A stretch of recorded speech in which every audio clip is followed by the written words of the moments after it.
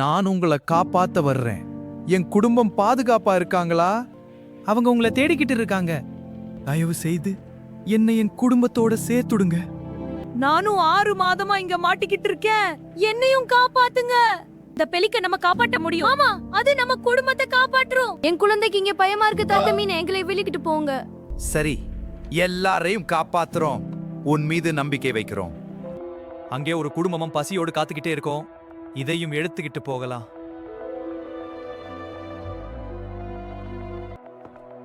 தைரியமா இருங்க. கவனமா செய்.